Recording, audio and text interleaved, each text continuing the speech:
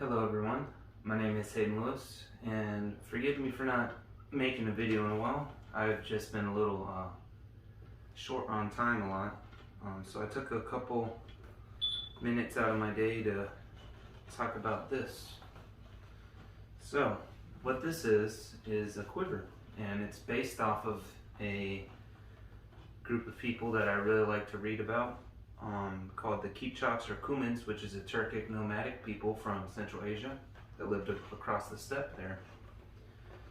And so the way this quiver works is it's like a tube made out of leather or wood. Mine is made out of leather. It has these two straps on the back that can rotate, so that's not necessarily historically accurate per se, but I can rotate it here. I like to use it just as is standing. And the reason why I really like these quivers is because you can protect your arrows from the elements with a flap like that. Not all of them had flaps like that, but I wanted mine made with one. And then you can tie it off in place when you're done. And what I really like about these is the way I have this one made is it can accommodate for different lengths of arrows, and I can draw them, and with the tips up, given that the tips aren't super sharp, so I don't injure my hand or cut it. Another thing I like is, depending on what my intended target is, I can look down at my quiver and choose what type of head I want. So for example, if I was hunting, I would probably draw this arrowhead.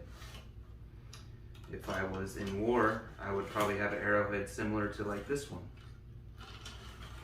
Or if I was signaling, maybe use a whistling head. Or if I'm just like everyone else, loosing my arrow at a target, I could just draw a target head.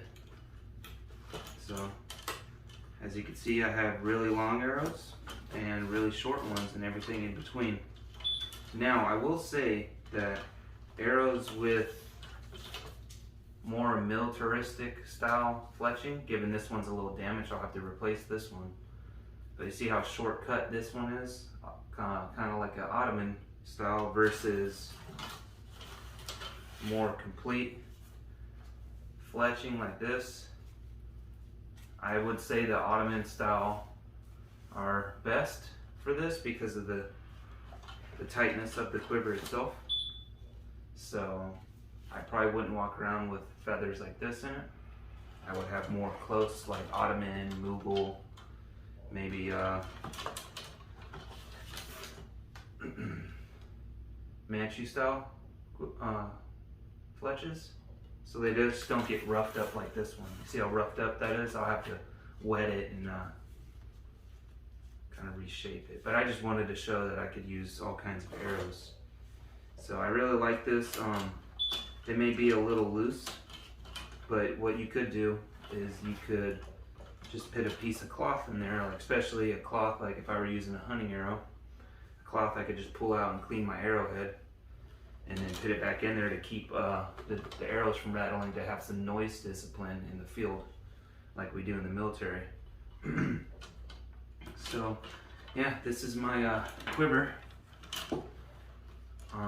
If you're curious on where to get one, you can ask Dr. Khorassani for my email, and I'll gladly tell you where I had it made.